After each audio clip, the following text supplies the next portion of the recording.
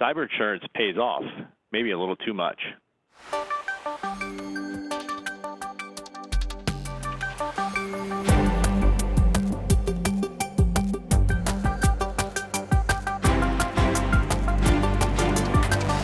Hey, Manny, I know we talk a lot about ransomware over the past few months here, and it sounds like you have a story about the cyber insurance and I guess its pros and cons, maybe.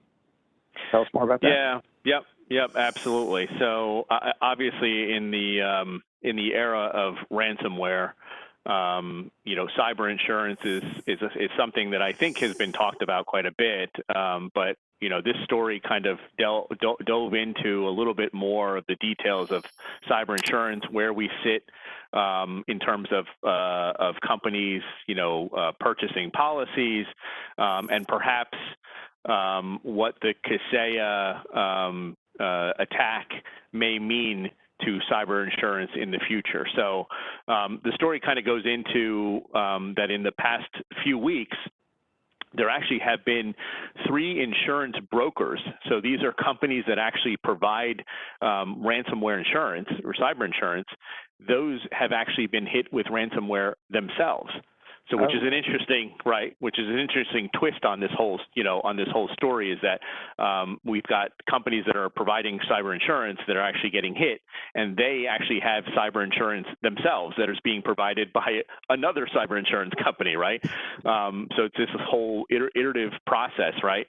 So and I think we've seen in the past that these companies are frequently targeted by the bad actors, and the reason behind them targeting it is because the bad actors know that cyber insurance companies pay, and they also hold the information on which companies have policies and how much those policies pay out. So as a bad actor, that is that's a treasure trove of information of who do I attack next, right? If I know that a company has a $1 million, policy or $10 million policy to pay out, ransomware, I'm going to go after that company, right? I'm going to spend the time that I need to go after that company. So unfortunately, these companies are frequently targeted.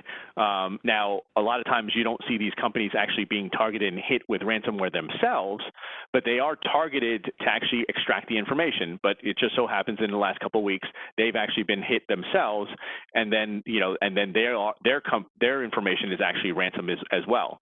So this story goes into some figures here in terms of that we've seen basically a 400% rise in ransomware, and it's basically turning this whole cyber insurance industry into something that is a lot less profitable from a cyber insurance company perspective, right? So as more of these companies are actually being hit and they actually have to pay out as an insurance company, right? That goes against the whole notion that you've built your company on, right? You want to pull in you want to create the policies, but you don't want to have to pay out at a high percentage rate. But unfortunately, what we're seeing is ransomware is rampant. They end up having to pay, and from an insurance company, that doesn't work as a model. So once they've passed over what they call their break-even point from a cyber insurance perspective, or from any insurance for really that matter, that it doesn't make sense from an insurance company perspective to keep writing those policies. So we are now getting to the point, and according to some of the information and some of the metrics that I've seen, we are starting to reach that point where insurance companies are reaching that break-even point where they have to start now figuring out, like, we need to start changing our policies, or we have to stop writing these types of policies. So, and obviously this Kaseya is, I think, going to be the case that is really going to launch it over the edge, right? I think we were right at that edge at this point with all the ransomware, and this particular attack now is, I think, going to just dive it straight over that edge, and there's going to have to be some serious changes. So we'll talk a little bit about some of those changes that I think that are coming. But it's interesting that back in May, this company AXA, which is an insurance company themselves, actually is, and I think they're based out of France. They actually stopped writing policies to reimburse these extortion payments, right? And so this was, in essence, the first, what I believe is the first insurance company to basically say, we're not paying out on these extortion payments. Now, it doesn't mean that they're not taking in cyber insurance policies. It just means that they won't pay. They will only pay to basically bring your environment back up to snuff. They're just not going to pay the $1 million, $10 million ransom payments. They'll help you with, hey, you need to bring in a company to help you mitigate your environment, your network, clean it up, do whatever, buy additional tools, whatever you need to do. But we won't pay out the $10 million in Bitcoin out to the bad actors. They just won't do it. And there's been some companies out there that have gone down this road, or not gone down this road, that have basically, well, actually cut right here, and I'll go to the next bullet here. But so in some other information here about these premiums that the companies are paying. So the metrics have shown, at least this story is showing, that the cyber premiums have now jumped. So in terms of like, hey, I'm a company and I want to go out and get cyber insurance. Now we're talking about this whole cyber insurance, now being, paying out a lot. Ransomware is at the forefront of this. It's now, they're showing over the last, from January, February, March. So in January, it jumped up 29%. Premiums jumped up 29%, meaning if you're a company and you're going to go get a cyber insurance policy, you're paying 29% more than you did back in December of 2020. In January of this year, it jumped up an additional 32%, and in February it jumped up another 39%. So premiums for getting cyber insurance are skyrocketing. And again, reasons behind that are for all the reasons that I just mentioned, right? It's just they're paying out too much. So in order for them to compensate on the payouts, they got to start, charging much more for these policies. And what they're doing with these policies is they're tweaking the policies a little bit more. So what they're doing now is they're enforcing new rules in their policies, like the payouts now. So some of these cyber insurance companies that are actually still paying out these extortion payments, they're saying that their extortion payment, they will not pay out more than a third of what the total coverage is for that plan, for that policy. So whatever that policy may be, they won't pay out more than a third of that entire policy as an extortion payment, right? Meaning that, if you get yourself in trouble where you're being asked for $50 million, like we just saw, right, and you only have a $10 million policy, they're not paying that. They won't pay it, right? They're only going to pay out a third of the total. And this is a really interesting one. So there are now, in terms of the changing of policies, there are companies out there, two companies that this story talks about, Resilience and Corvus. So normally, and I've never gone through this process myself, but normally through this process, there's some sort of questionnaire that goes out to the company that says, hey, I want cyber insurance. Here's what I need to provide as a company in terms of here's what my network looks like. Here's the current protections that I have in place. And based on all that information, they write a policy. And they write that policy based on, how protected you may appear. These new companies are now, with these new policies, instead of just having a questionnaire and trusting that the company is going to provide some valid information or correct information, these companies are now coming in and they are actually doing, active probing of their networks. So they come in with their own companies, the cyber insurance company comes in, and they actually do pen tests against your company. And based on the results of that pen test is how much they charge you. Right? Which to me sounds like a much better, like you go in and figure out like, hey, should I be insuring this company? If I do a pen test and they fail 9 out of 10 tests, I'm going to walk away, before I write that policy. So it's interesting that they're starting to do that. You're starting to see, and I think you're going to see a lot more of that starting to happen. So as I was reading through this, I was like kind of asking myself some questions here, and maybe John and Manish, ask you guys some of these things. But should payments be banned? I think Manish, in your earlier story, you started to talk a little bit about this, and this kind of came up during these stories as well, which is like, can the government? They're talking about the government coming in and actually putting in some policies that say companies can no longer, like U.S.-based companies, can no longer pay out ransomwares, right? And what would that actually do to us? Like, is that going to negatively affect what's happening here, or is it going to positively affect what's happening here? I don't know, right? I don't know what you guys think, but I mean, that's an interesting topic, right? Yeah, I mean, my opinion is I'm never big on the government legislating what private companies should be doing. But at the same time, I'm also on the side of we should not be paying, paying ransoms. You should prepare yourself for the eventuality so that you can recover yourself and you don't have to pay that ransom, knowing that not everybody's going to do that. I guess the other thing that I would say is I would love to see, like, the Department of Energy have our entire power grid get knocked out and have a $50 million ransom and then see what they do, right? So I got a feeling they're going to pay. Right. But that's just me playing devil's advocate. Oh, yeah, you can't do it, but if it happens to us, we can do it. So I don't know. I'm of the opinion that I would rather come up with good planning or good guidance for businesses to help them prepare and prevent this type of activity in the first place, if it happens to them. If they start banning paying out, if the insurance companies they stop paying out the ransomwares, right? So let's say, how much does it cost to bring this company back into, in working order, right? $2 million is going to be the mitigation costs. Okay, well then we'll offer them $1 million for the decryption keys.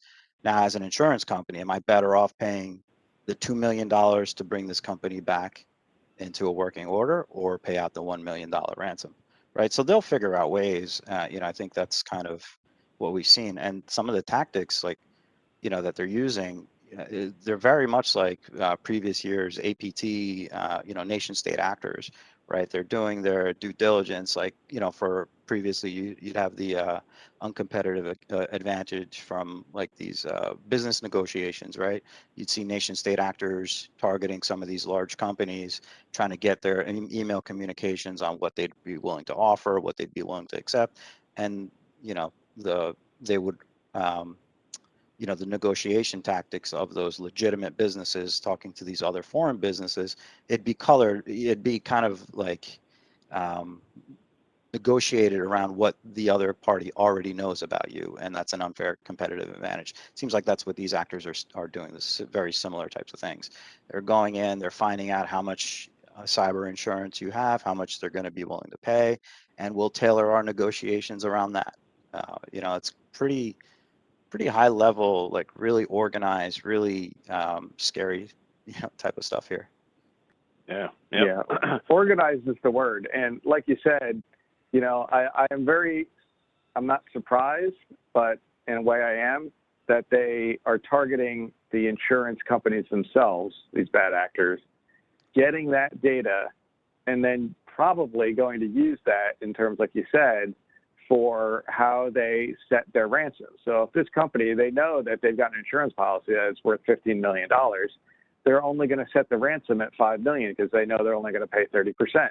Right. Just because they know like what that pain point is, like with very high precision, and how, they just want the money. So I think it's very, like you said, it's very organized, and it's not, it's not this fly by night kind of a bunch of kids just kind of like throwing some code together. This is a little bit more organized than that from my perspective. So yeah. So, I'm wondering if in terms of, and I agree with you. I think the government ban on on paying ransoms, I think is probably a bad idea. I think that could potentially go horribly wrong. But one of the other things that they talked about was don't put the ban on, but put a fine on it. Meaning that, again, if you're a U.S.-based company and you're found out to have paid a ransom, that you actually get levied a fine for doing so. And so it would come with, hey, I paid, but now the government's going to come back around and say, now you're going to get fined on top of that, right? Which is also an interesting, I'm sure that's, there's. Well, yeah, the government's going to love that idea. Right. Senator Ortiz, we love your idea. It's going to fill our coffers with money. But at the same time, right? You have a managed service provider providing you these services. You have nothing. You don't even have Kaseya software installed, right? Like that's not your product, but you're downstream from there, and you're impacted by this now. It's not your fault at all. You may have to end up paying the ransom, right? Because you needed to get back in Right, operations back, but it had nothing to do with you did nothing wrong here, right? Yeah. It was a vulnerability in a software that one of your providers provides to you to manage your software, right? How do you give a company that just paid out, had nothing to, they did nothing wrong, and then on top of that fine them? Right. Yeah. No, that's a great point. That's a very good point. Yeah. I mean, I'm sure you would have a lot of people screaming, Right. foul. I just imagine, at least for the going back to the insurance policies, right? I'm really surprised that there was no auditing by these insurance companies prior to that. I mean, there must have been, but if you're saying there's not, that's like shocking to me, right? Why wouldn't, like, especially for a large enterprise, why would you not like audit that company prior to you issuing a cyber insurance policy? But I can just imagine, even if they did like robustly audit a company prior to this, how would they, not having known about the 0-day vulnerability, you could have, as an insurance company, done everything possible to ensure that this company that you're providing this insurance to is, that everything is on point for them. But then this CV comes out, this 0-day exploit, and now you're in the same boat. So I can just imagine the insurance company is very good at figuring out how to not pay out, right? So they'll just have all these kinds of exclusions in place. If this is related to a 0-day vulnerability, we're not paying out. They're just going to figure out how to protect themselves, and just then really focusing on just things like mitigation and things like that, which are probably on the lower end of what a company might have to spend. Yeah. Don't be too surprised about insurance companies not taking the time at the beginning stage when they're going to sign a new policy, because think about it, it's an insurance company, right?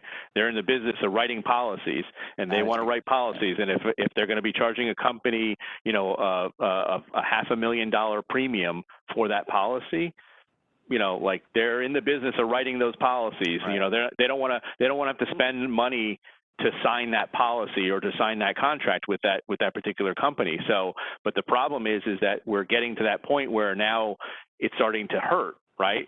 Cyber insurance companies are paying out way too much. Now they got to start thinking like, wait, hold on, how do I stop me from having to pay this out?